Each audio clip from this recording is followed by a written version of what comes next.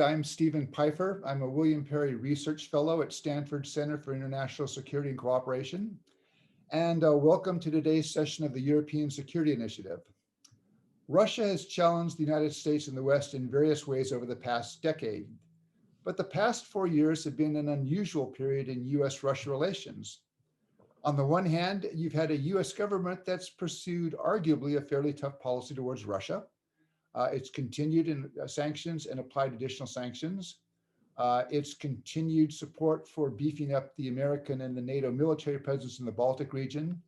And it's continued to support Ukraine, including by providing lethal military assistance. But on the other hand, you've had President Trump at the top of the administration, and it's not clear that he has been in agreement with all those policies. He talks about good relations with Russia. He rarely criticizes Vladimir Putin or Russian misbehavior. And one could argue that 4 years of, I'd say, episodic engagement between President Trump and President Putin, sometimes face-to-face, more often on the phone, really has not produced anything of consequence for US security interests. That's all going to change in January when Joe Biden becomes the 46th American president. So I'm very pleased that we have with us today Dr. Angela Stent to discuss what to expect from an American policy under the Biden presidency. Dr. Stent is the director of the Center for Eurasian, Russian, and East European Studies and a professor of government and foreign service at Georgetown University in Washington. She's also a non-resident senior fellow at the Brookings Institution, where, among other things, she co-chairs the UIT Forum, which is the longest continuous running forum in Washington on Soviet and post-Soviet issues. Dr. Stent served in the US government twice on the State Department's policy planning staff from 1999 to 2001. And from 2004 to 2006, she was the National Intelligence Officer for Russia and Eurasia. She's authored a number of books, most recently Putin's World and the Limits of Partnership, both of which I've read and would highly recommend. She'll provide some opening comments, after which we'll open the floor to questions. Please submit your questions in the Q&A function, and we'll try to get to as many as possible. Angela, thanks very much for joining us today. The floor is yours. Thank you very much, Steve. I'm delighted to be here. I'm sorry I can't be there in person. I was there last year when my book, Putin's World, came out. You know, when you were talking about personal contacts, I realized this is the first US administration since the collapse of the Soviet Union where the president hasn't visited Russia and the Russian president hasn't visited the United States, which is in itself a very interesting piece of information. So we had some good news yesterday. We do have a transition that's begun now to the Biden administration. There is only one major world leader who has not recognized that Joe Biden will be the next US president, and that is Vladimir Putin, which I think is a very interesting development, since that's not a great way to start off a new relationship with a new president, even though, of course, they know each other.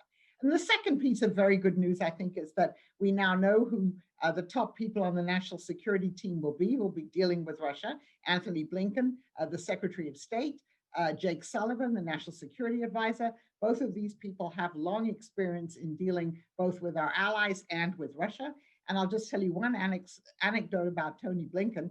I first encountered him when he was an undergraduate at Harvard, and he was writing a senior thesis on the United States' arguments with its allies about not building a gas pipeline from the Yamal Peninsula to supply Europe with gas. And the US then imposed sanctions in the Reagan era on its allies, including Germany. And he actually published his senior thesis as a book called Ally versus Ally. Of course, now he's coming into office as Secretary of State. We have exactly the same issues still there. The United States trying to prevent the completion of the Nordstrom 2 gas pipeline from Russia to Germany and other European countries. So some things don't change too much. I think I just want to make one point about the way that the Biden administration will probably approach dealing with Russia and other countries.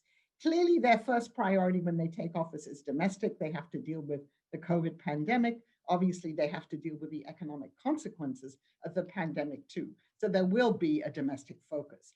But we all know, of course, that if the Republicans do retain control of the Senate, a lot of the other domestic legislation that the Biden administration might want to be passed will probably not get through. And therefore, I would anticipate that this will be very much a foreign policy presidency. There'll be a lot of focus on foreign policy, again, with a lot of very experienced people who will be running the foreign policy. A couple of other sort of preliminary remarks if we want to look at the US-Russian relationship going forward. First of all, there has been a lot of continuity between Republican and Democratic administrations when it comes to dealing with Russia. And that's largely because the issues don't change. The arms control issues and other regional issues, they don't change that much. The real, I would say, difference and exception has been the Trump administration, where you've had a president on the one hand who wanted to improve ties to Russia, who, as Ambassador Pfeiffer said, never criticized Vladimir Putin, said we could make a deal with Russia. And then the rest of the US government, which of course took a rather tough line on Russia. That is both the executive branch and the US Congress. And so you had this bifurcation, this kind of inconsistency in US policy that we really haven't quite seen like that, at least since the collapse of the Soviet Union. That will end once the Biden administration comes in. You're going to see a much more consistent policy, which I think will be very welcome. And then the other preliminary remark is, I think this is the first US administration incoming since the collapse of the Soviet Union that isn't talking about doing a reset with Russia. Now, in 2009, when President Obama's reset began, it in fact was then Vice President Biden who announced the reset at the Munich Security Conference. But we are way beyond that now. And there's a realization that even the Obama reset, although it worked for 4 years when Dmitry Medvedev was president, it really didn't work since then. It ended in disappointment. So there's no talk about a reset with Russia. But dealing with the current Russian government is going to be a major challenge. And we do know that Vladimir Putin has now extended his term in office, if he wants to, until 2036. So you're going to be dealing with that system for some time to come. So let's briefly look at the actual concrete legacy of the Trump administration, which the Biden administration will have to deal with when it comes in.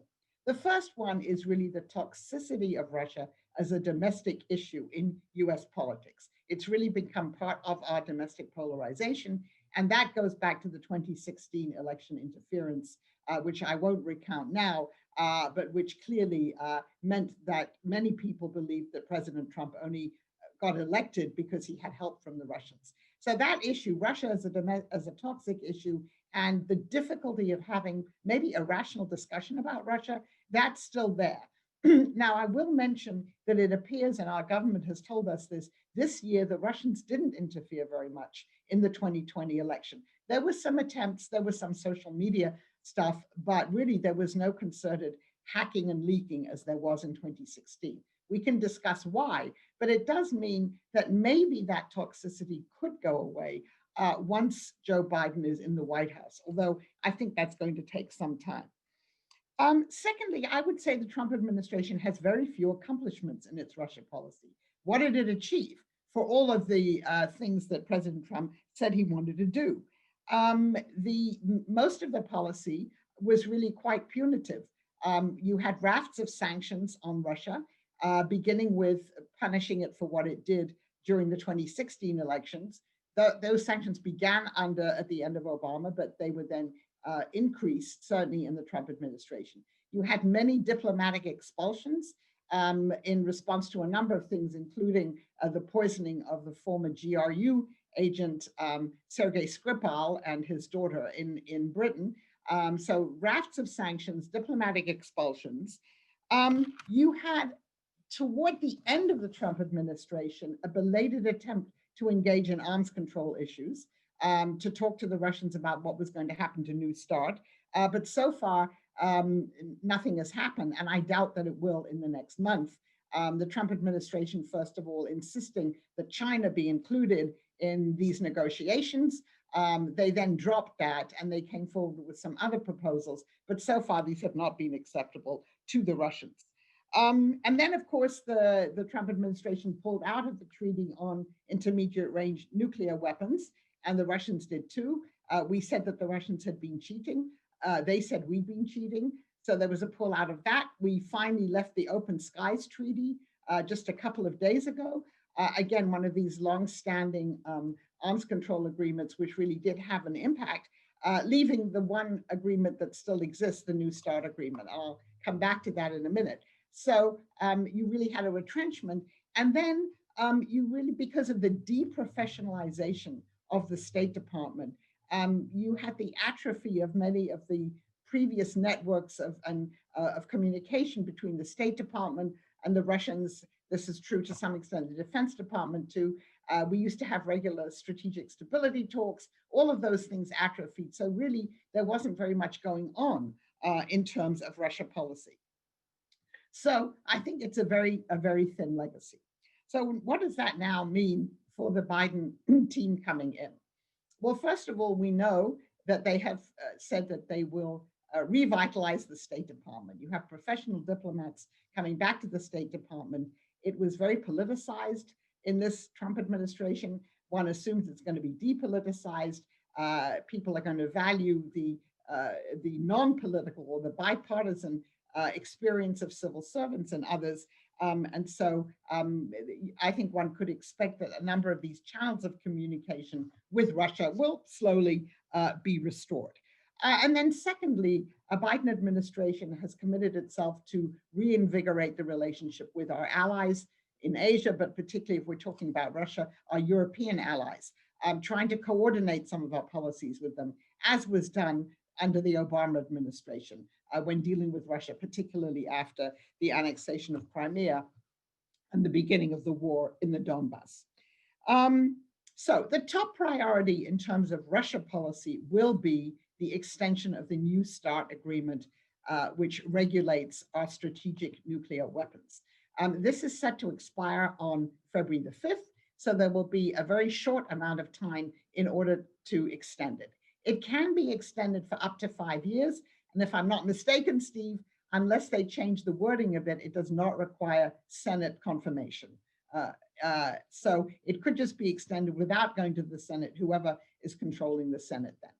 And that would then give them time to talk about what's the next arms control agreement, which countries do we include going forward, which new weapons systems do we include. There are many questions. This is, after all, a 10-year-old agreement, and clearly things have changed since then, not the least in the cyber world. There will be more discussions on different aspects of arms control, but the point is it's very important just to extend this, including the verification procedures that the agreement has in it. Now, my understanding is that the Russian Duma does have to ratify this, and sometimes you hear the Russians saying, well, we can't guarantee you that this can be done in 2 weeks, but I have a firm belief that if President Putin wants this to be renewed and extended, it will be. So I think that'll be the top priority. Another issue with which the Biden team will be dealing is the issue of sanctions. Now, most of the sanctions that were imposed on Russia in 2017 passed, almost unanimously in the Senate. I think it was 98 to 100 people voted for them. So these are bipartisan sanctions, but some of the sanctions are quite heavy-handed. Some of them apply to individuals close to the Kremlin, close to Vladimir Putin. Others apply to Russia's ability to access international capital markets. Some of the sanctions are against different Russian firms who are involved in activities that they shouldn't be involved in. So they're huge rafts of sanctions. And because Congress took away the power from the president to impose the sanctions and lift them, they're very difficult to modify. But what the Biden team has said is that they want to assess how effective these sanctions have been. They want smarter sanctions. It's not that they're against sanctions, but they want to have sanctions that would really work better. So we'll have to see where that goes with that. And in terms of, coming back a minute to Tony Blinken's senior thesis, in terms of the Nord Stream 2 gas pipeline, there are now sanctions, further sanctions that could be passed in the lame duck Congress as an addendum to the National Defense Authorization Act, which really would make it almost impossible to complete this pipeline. It's maybe 95% or 90% completed, but the last part of it, they're having trouble completing. And the challenge that in that way for the Biden administration is, if it wants to improve ties with its allies, particularly with Germany, for some reason, President Trump had a particular animus towards Germany and Chancellor Merkel. If the US-German relationship is to revive, and Chancellor Merkel welcomed very warmly Joe Biden's election, then they're going to have to think about how you do that, how you improve the political relationship with Germany while still maintaining that the Nord Stream 2 pipeline shouldn't be completed, because after all, this is something that Chancellor Merkel herself has supported. So that's one aspect of sanctions that I think will be very interesting to watch in the very near term. The third issue I wanted to just raise for a minute is Ukraine. So, the United States has been largely absent from diplomacy in Ukraine since the impeachment of President Trump in January of this year. We used to have a special envoy. He stepped down. President-elect Biden himself was very involved in Ukraine when he was vice president. He deeply cares about what's happening in the country. The team around him understand the need for Ukraine really to undertake more reforms. So I would think you'd see a stepped up involvement in Ukrainian issues under a Biden administration, including talking to Russia about this. I don't know whether they'll reappoint a special envoy. I'm not sure what they'll do, but certainly that'll be something where Russia will have very strong feelings, but where there might be an attempt to involve Russia. And so then a couple more areas where the US and Russia might be able to cooperate. And one of them is climate. Of course, we now know that John Kerry is going to be our special climate envoy. He's very experienced. He knows all of the players in this. Interestingly enough, President Putin, who used to be a great skeptic about climate, at least publicly, in his Valdai speech a couple of weeks ago, suddenly sounded as if he'd found religion on climate. He talked about the dangers of climate change, that this was bad for Russia, that the global community had to face it. Now, one can be skeptical about how sincere he is about this, but that's a message that was delivered a few weeks ago. And there are obviously people in Russia, scientists and others, who do take this very seriously. So you might have some greater dialogue on this. Related to that is the whole area of the Arctic. So the Arctic is a complicated question for the US and Russia. The Russians want to be the dominant power in the Arctic. They've paid much more attention to it, really, than the US has. And we know that they're increasing their military presence there, their nuclear-powered icebreakers and things like that. They're beefing it up, but they've also been cooperating with the United States and other countries in the Arctic Council, Barents Sea Council. So there are areas where we might be able to work together with the Russians, or continue to, in the Arctic, that do have to do with the environment and climate, although on the kind of geopolitical level, we'll still be competitors. And then another area where you might see more US-Russian cooperation is on global public health. If the Biden administration rejoins the World Health Organization, Russia, of course, is already active there. Of course, we can see every country very jealously guarding its own vaccines, but you might see more cooperation on some level on some of these pandemic-related issues.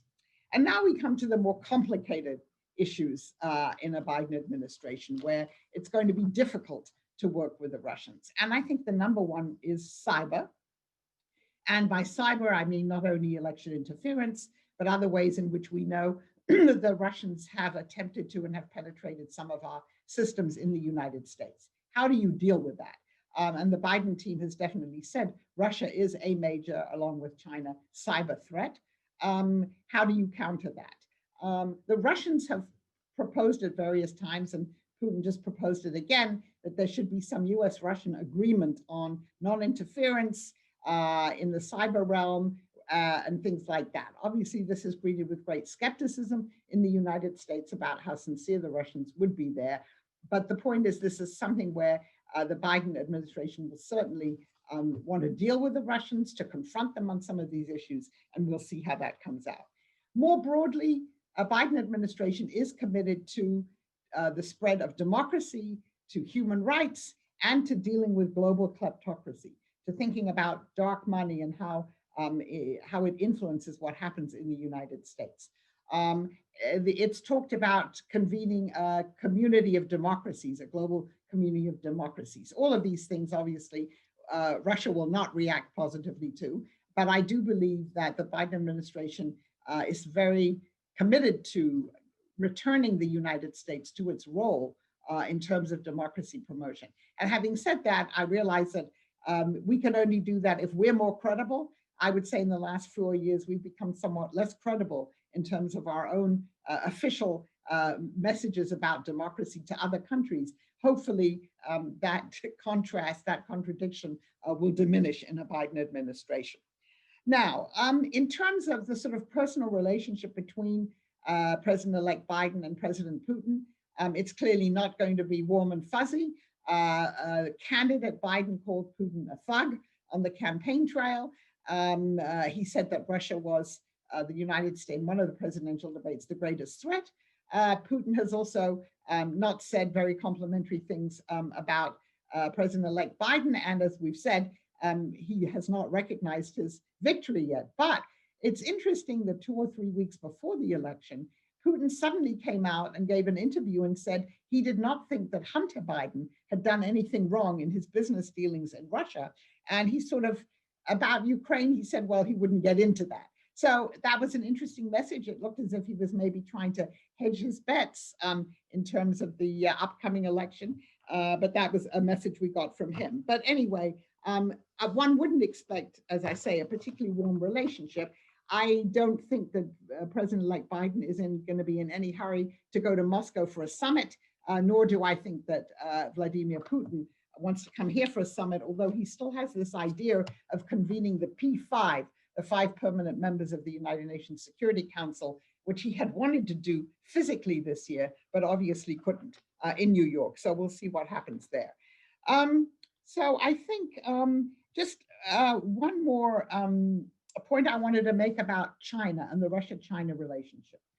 Now, the Trump administration at various points said that what it wanted to do was to try and persuade Russia that it should rethink its deepening ties with China and it should join with the United States in opposing China. That really is a non-starter because Russia at the moment has made the choice to be China's junior partner, not the United States' junior partner. And the things that the United States would have to do in order to persuade Russia to lessen its dependence on China and to pull itself away from China are things that we wouldn't do.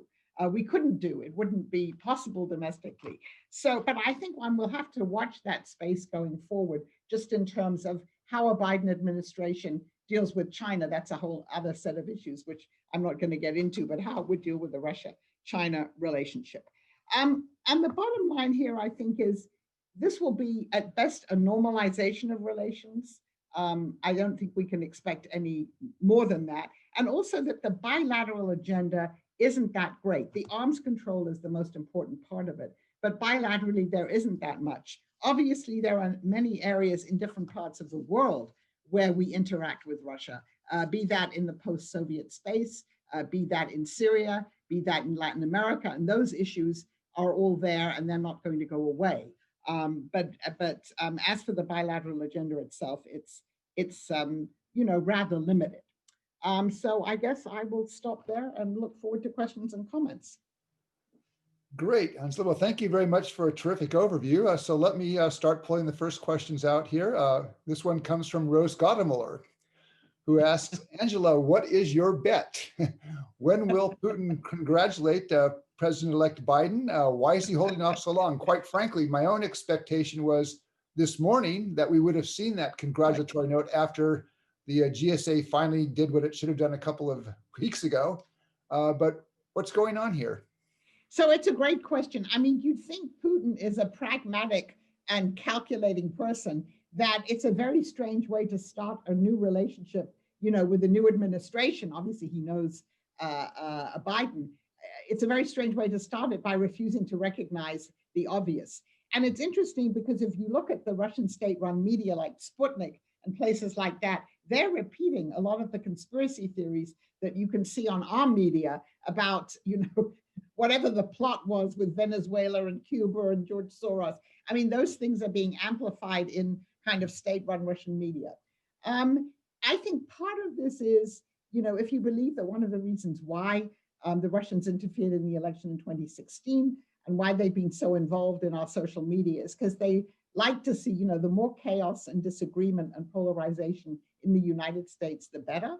And so I suppose you could argue that by holding out and amplifying some of the conspiracy theories here, then they're seeing that play out.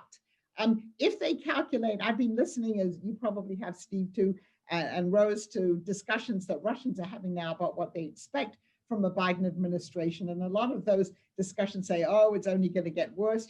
If they expect the relationship's going to get worse, then maybe they don't, Putin doesn't see any point in recognizing, the reality. So I don't know. We may be surprised this week, or, they may have to wait till January the 20th. I mean, if Donald Trump himself says, and he did say that yesterday in a tweet, that, he hasn't given up and he actually won the election, they could hold out that long. But hopefully they'll realize that it would be rather prudent to do this sooner rather than later. Okay, this question comes from an anonymous attendee saying, do you think that Russia might dial down some of its international ambitions during the Biden administration? Or on the other hand, will Putin see a Democratic administration in Washington as weak and perhaps creating an opportunity for him to continue pushing?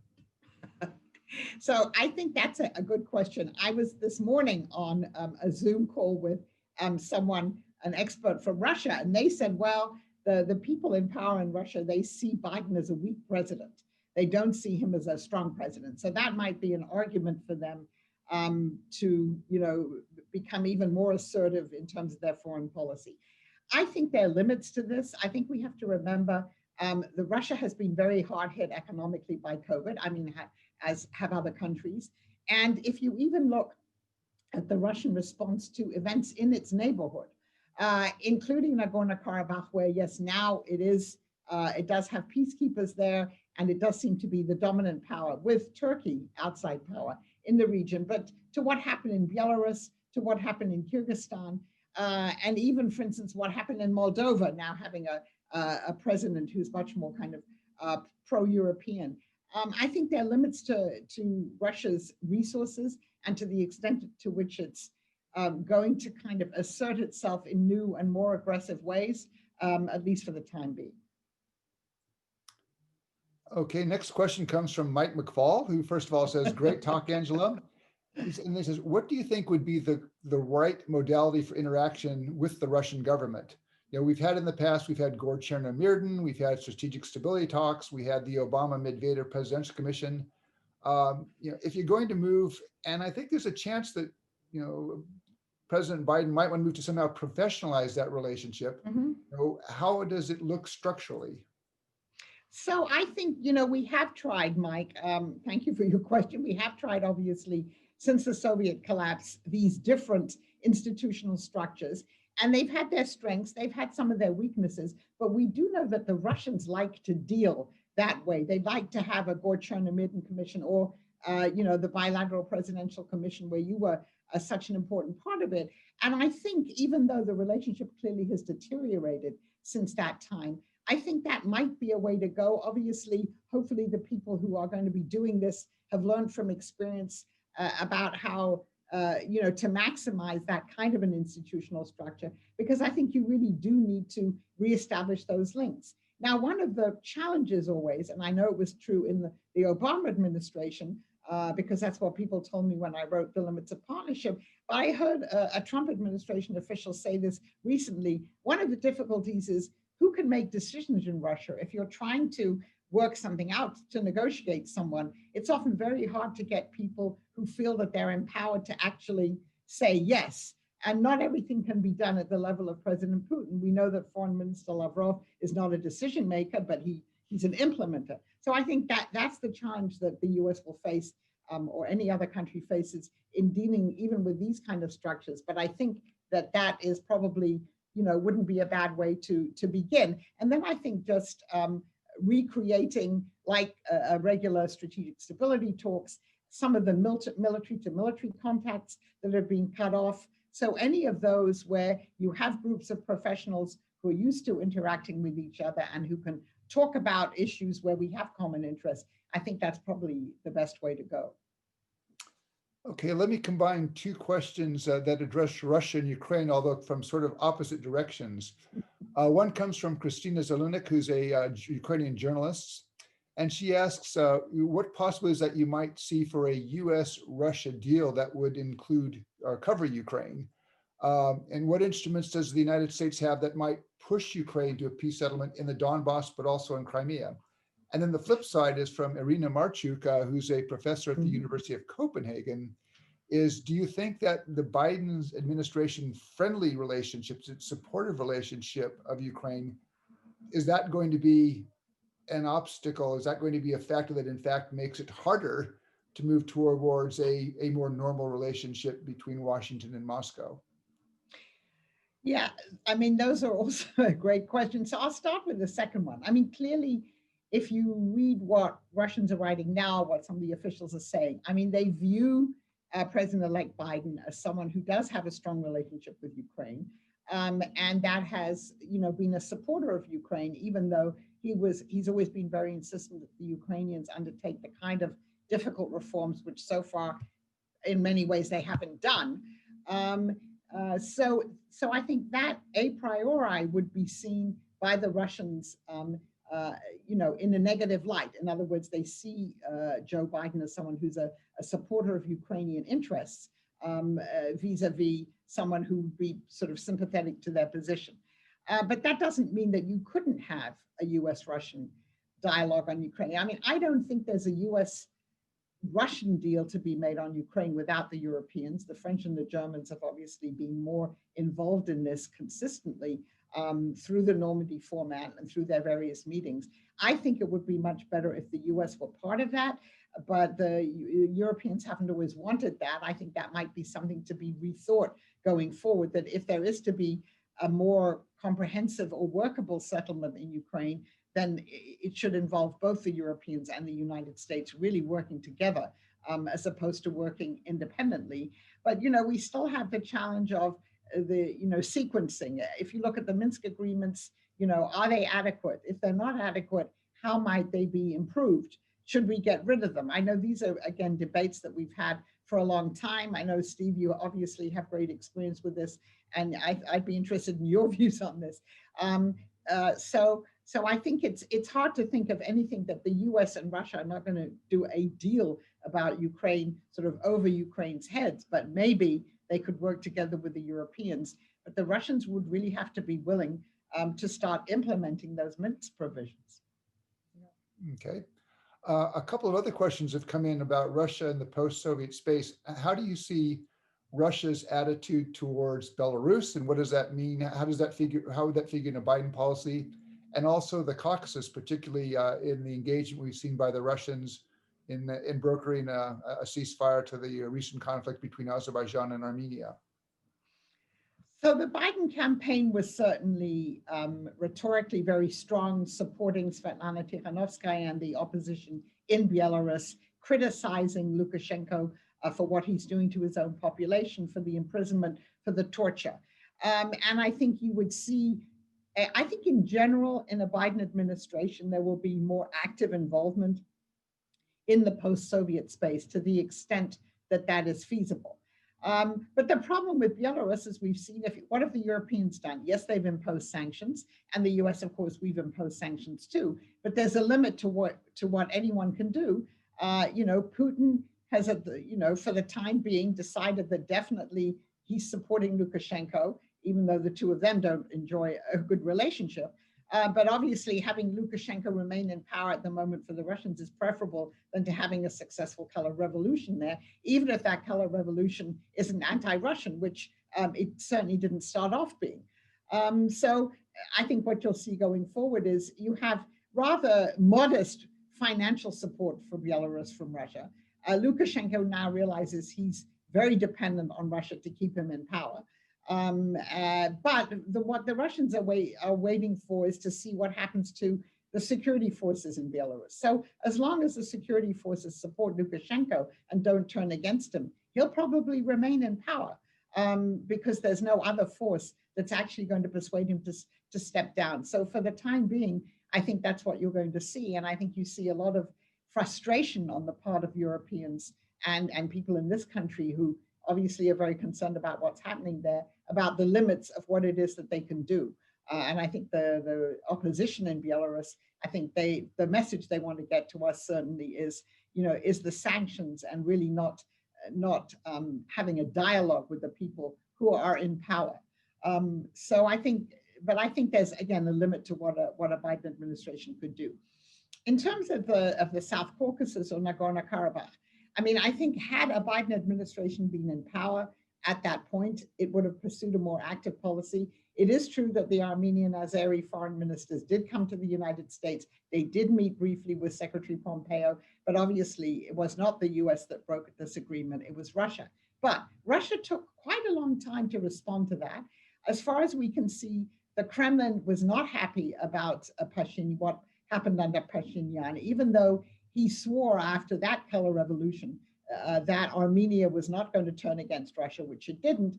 He started prosecuting figures from the Armenian political spectrum who were pro-Russian, who had good relations with Russia. So we understand that there was some ambivalence there. And of course, Russia did not come to Armenia's military assistance, which one might have interpreted the CSTO treaty as obligating Russia to do so, even though the Russians said it didn't oblige them to come to Armenia's assistance in Nagorno-Karabakh. So what we now have is we have the peacekeepers there for the first time, 2,000 of them, and Russia being therefore a more important force in that area in terms of at least enforcing a ceasefire. But of course, Turkey has also come out a winner from this and really a new player, well, not new historically, but new at the moment, a player in that region, the first time really since the fall of the Soviet Union that Turkey has played such an active role in the post-Soviet space. Without Turkey, Azerbaijan probably would not have won.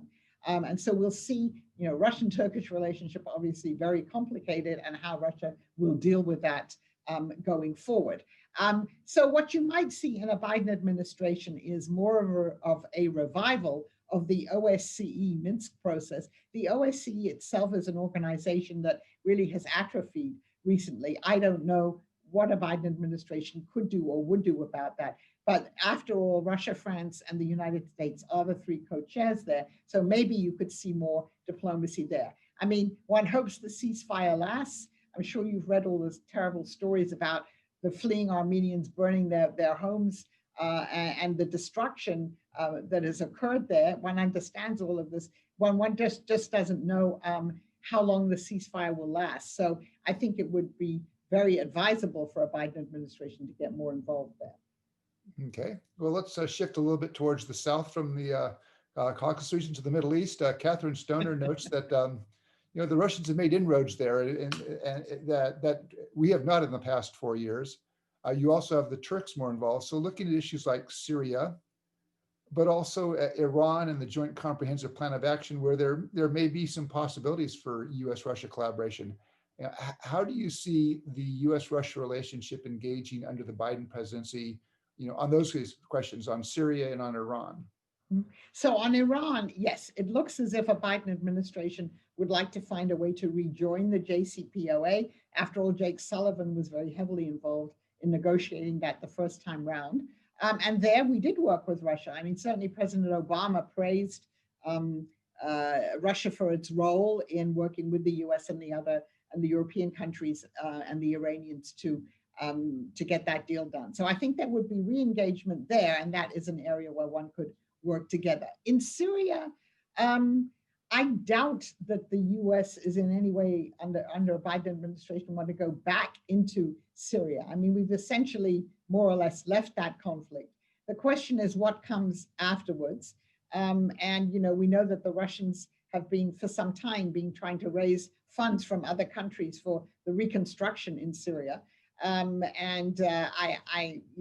be interesting to see how successful they are in doing that. And what kind of a role the United States might play in a post-conflict Syria, but I don't see any appetite in the Biden administration for going back there. I think the Russian challenge is going to be in Syria going forward, how Iran and Russia view the future of Syria. And I think we shouldn't assume that their interests coincide.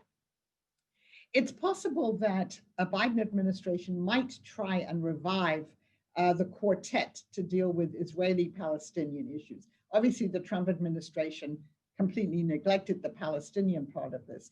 And so you could see a way in which Russia, of course, would be one of those powers that they might try and involve Russia. Russia has not, I mean, been very critical of some aspects of Trump's policies in the Middle East. They welcomed the Abrahamic Accords. They didn't criticize them.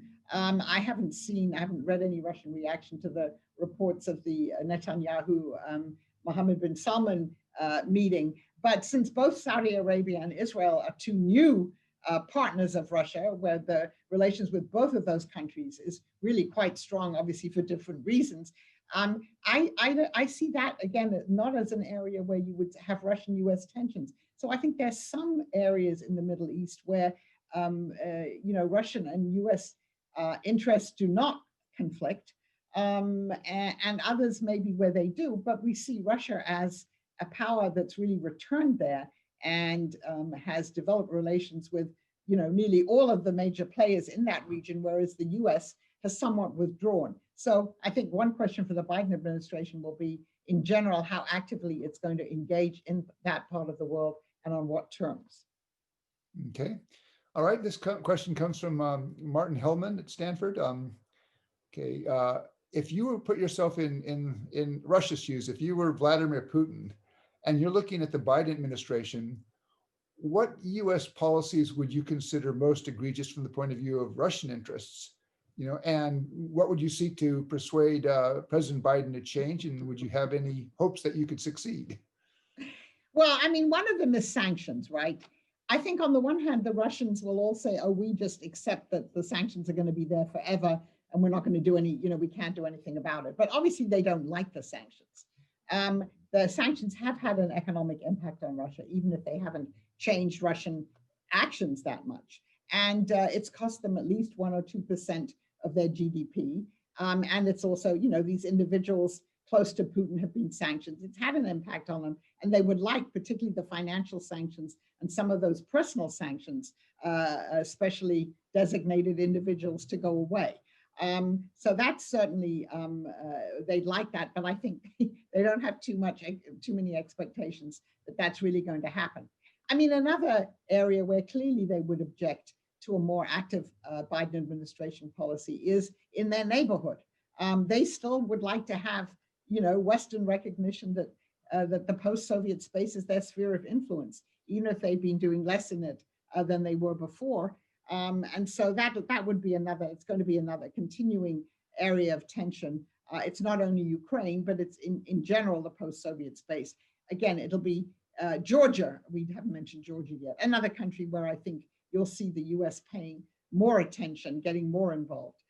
So I think that's obviously an area where they would criticize or not like what the Biden administration would do. And then clearly democracy promotion and human rights. They're completely neuralgic to that.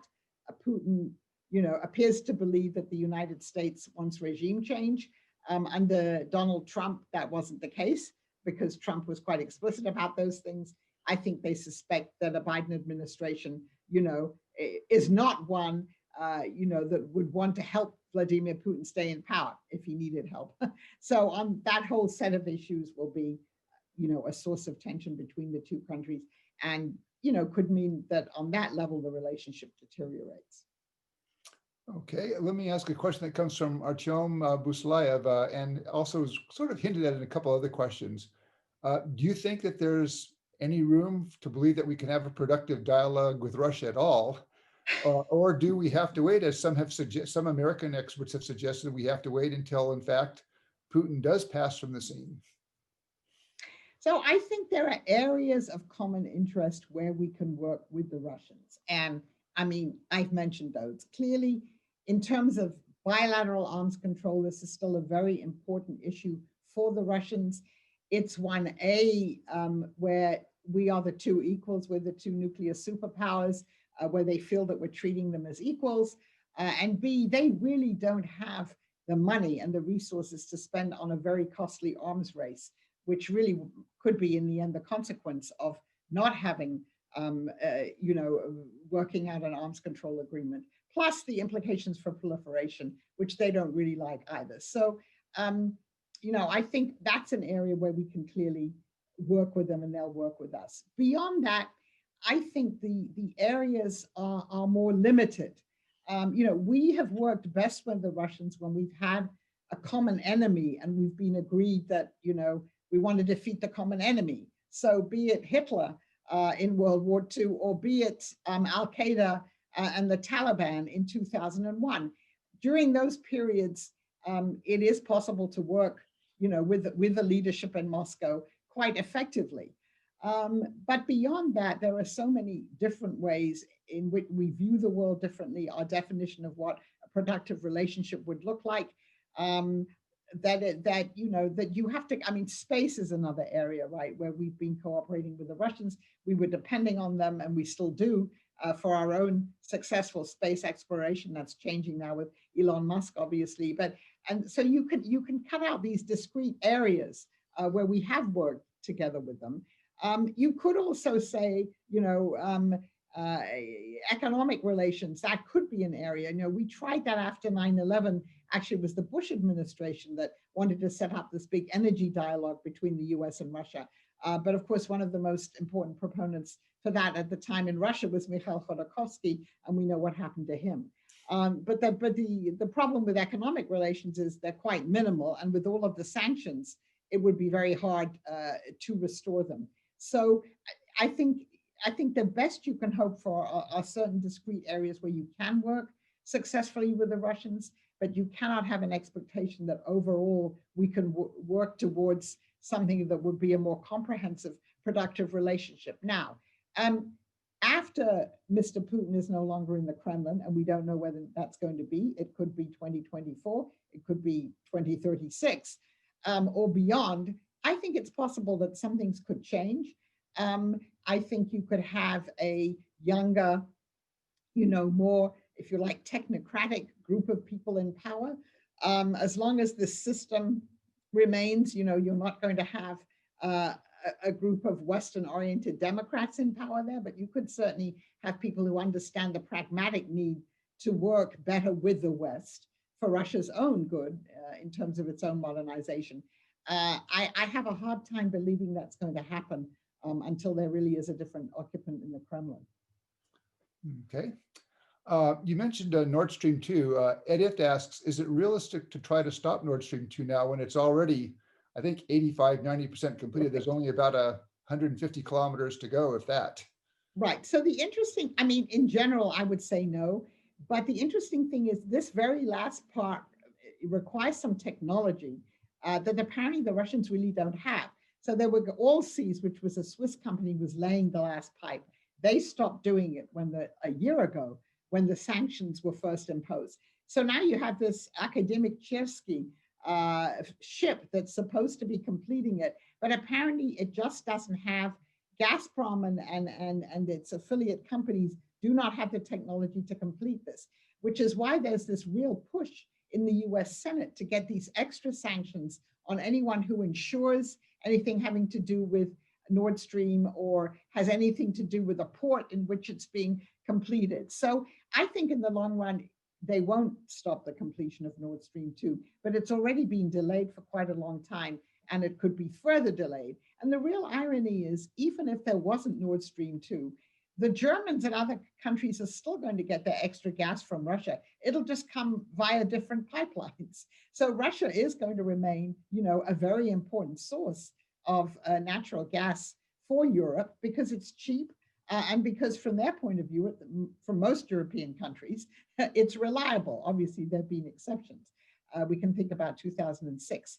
And US LNG, which of course is what the Trump administration was trying to push, it's more expensive and it's just, it's a more difficult proposition. So I think probably in the long run, they won't prevent it, but it's already caused clearly, a lot of issues between Germany and the United States. And then I think a third issue, which is tied to Nord Stream, and that's, I think, in the US again, and in Ukraine, is controversial, is this really what the Ukrainians want? Not having Nord Stream, right, means that Ukraine will still get more of its revenues from Russian gas transit, although this has been cut almost in half since 2014, because the Russians have chosen have found other ways of exporting the gas. Is this really what Ukraine wants going forward, to be dependent on revenues from Russian gas supplies? It would be better for Ukraine in the end if it could reorient its economy in such a way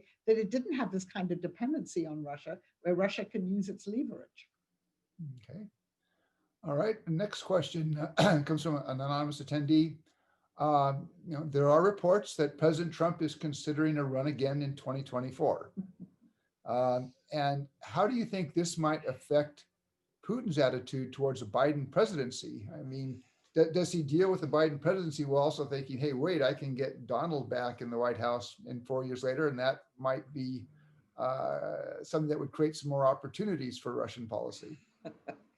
So, I mean, from Putin's point of view, if your thought is, I can get Donald back in the White House, what did Donald actually get Putin? Not much, because President Trump was unable to do a lot of what he wanted to do because of the knowledge of Russia's interference in 2016. So he was really hamstrung. So what changes about that going forward? There's still going to be clearly, among people who don't support President Trump, a suspicion of this. Now, maybe this gets to the question of, had there been a second Trump administration, what would President Trump have done vis-a-vis Russia? Would he in fact have been able to deliver a much better relationship? So I'm very skeptical about this. Clearly, the sanctions are now congressionally mandated, and they can't be lifted. We know that the Treasury Department modified some of the sanctions, let's say, against Deripaska early on. But basically, there's not very much that a president can now do by executive order to modify those sanctions. So they really didn't get that much. Now, one of the things the Russians would really like is to have their diplomatic properties restored.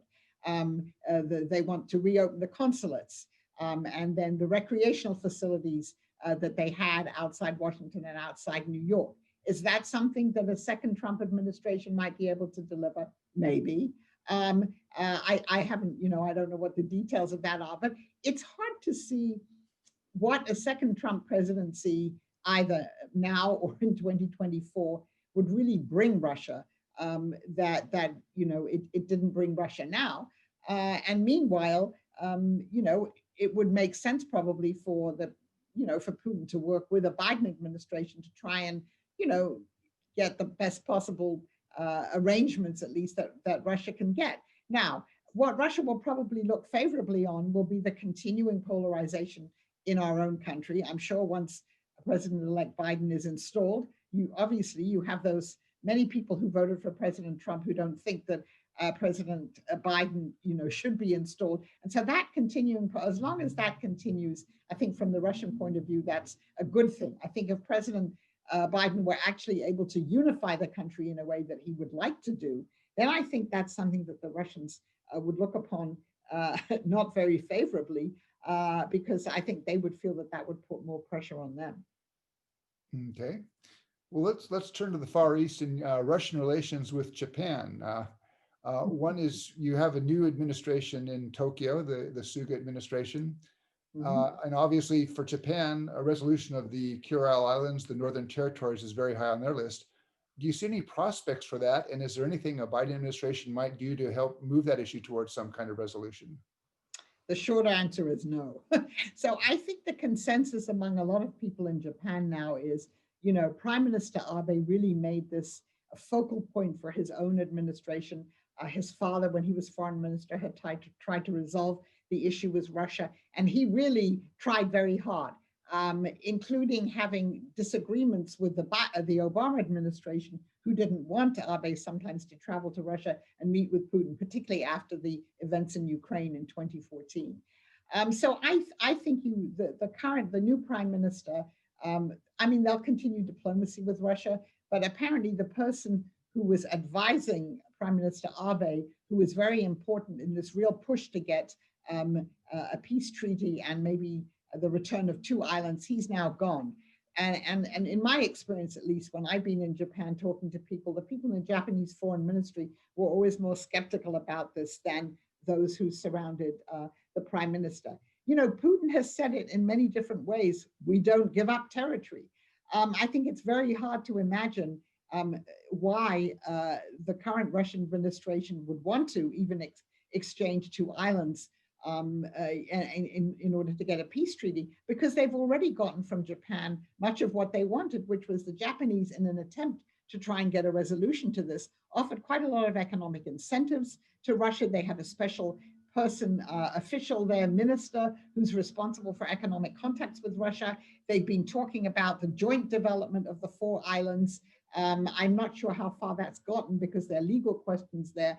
So the Japanese are quite happy to offer economic incentives without Russia actually giving back any territory. So, what the Russians have done is sort of dangle the possibility of territorial concessions for decades. And nothing has happened there. And the mood in Russia is certainly not such that they would want to give back territory. And then the final thing, let's not forget the revisionist history about World War II that you see in Russia. Obviously, you can't challenge anything that happened in World War II that officially from the Kremlin. Well, one of the things that happened was that Russia did take over the Southern Kuril Islands. And at that point, this was actually in agreement with the other allied powers, including the United States, by the way, at the end of World War II.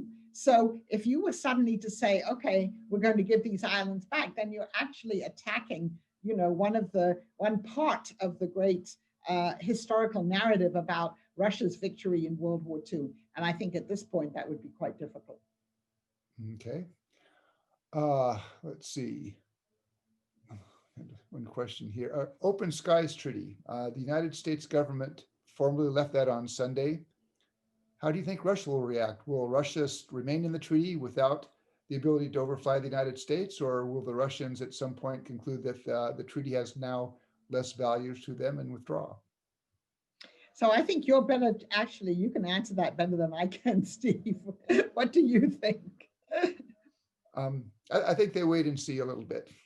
Yeah. I thought it was interesting. Foreign Minister Lavrov last week said there were two Russian expectations. One is that that Russia would be able to freely overfly U.S. facilities located on NATO territory, and that the other parties to the treaty would not share data collected with the United States. I think that puts American allies in kind of an awkward position, but in this case, I think the Russian position is not. They have a basis for that position. My hope is that the Biden administration will try to find a way to return to the treaty, although that may require some clever mechanisms to make that happen. Yeah. Okay, and I think we have time for maybe one more question. Expectations for, you now have this triangle between the United States, Russia, and China. And you did say, I think quite correctly in your beginning observation, that it's unrealistic for the United States to think that we can somehow drive a wedge between Russia and China. But it does appear now that you have this, at least a tactical arrangement between Moscow and Beijing to the detriment of the United States. Without trying to sort of drive that wedge in, are there things that the United States might do that might somewhat loosen up the triangle that obviously would not cross the lines of other policy interests that the United States wants to pursue? Well, I think the first thing the United States could do is not do what the Trump administration did, which is to drive the two countries closer together by having a trade war with China and all of these rafts of sanctions on Russia. So I know that, again, the chief preoccupation in foreign policy for the Biden administration will be China. And you won't have a reversal of everything that Trump did, but I think you might have a recalibration of how to deal with China. And it's possible that that could involve, a somewhat different economic policy there. And I think, again, on Russia, I do hope that the Biden administration looks at some of these sanctions and realizing that some of them have not produced the results that they want, at least thinks about ways in which you can calibrate these sanctions in such a way as not to push the two countries closer together. I mean, now Russia and China conduct more of their bilateral trade in the non-dollar currencies than in the dollar, and that wasn't so 2 years ago. So I think thinking about actions that push them closer together, and including some of these cyber issues.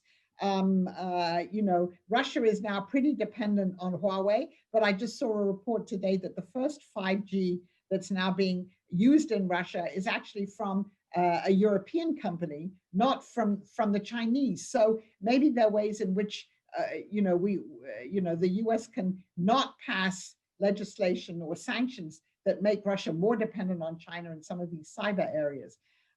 Beyond that, I think, pointing out to the Russians some of the things that the Chinese are doing in Central Asia, and how that impacts Russian interests would be an interesting way to approach it. I think the Russians realize some of that, but I think at the moment, the core issue for Vladimir Putin, and the existential question about China is you have a Chinese leadership that completely supports him publicly, well, and never criticizes him for what he does domestically. And even though in foreign policy terms, the Chinese supported Russia after 2014, but for instance, they're doing lots of business in Ukraine. They're quite active there. So there are ways in which if the Russians sort of understood that more, they might think twice about some of the things they're doing with the Chinese. But right now, I think the overriding view of China is, and I think Russia's become more dependent on China in the COVID era for various reasons. The Chinese have stepped in even more. Putin still sees the United States as a potential existential threat to him and China as an existential support. Great. Well, Angela, thank you very much. You got through almost 20 questions. I apologize to the 13 questions that are still open. Let me just say very briefly, next week, same time, we're going to have Ambassador Ian Brand to talk to us about a British perspective on how to deal with Russia. But before I end the session, at this point, were we meeting in Encina Hall, I would normally ask people to join me in a round of applause for Dr. Stent for a really fantastic discussion.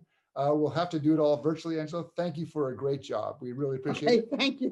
And we appreciate your... She enjoyed participating too. Yes. Well, we're trying to figure out when she stuck her head in, was that meant she agreed with you or disagreed with you? I'll have to find this out. This will take some probing. Okay, great. Well, Angela, thanks very much for doing this. Good to see you, and thanks for all your questions.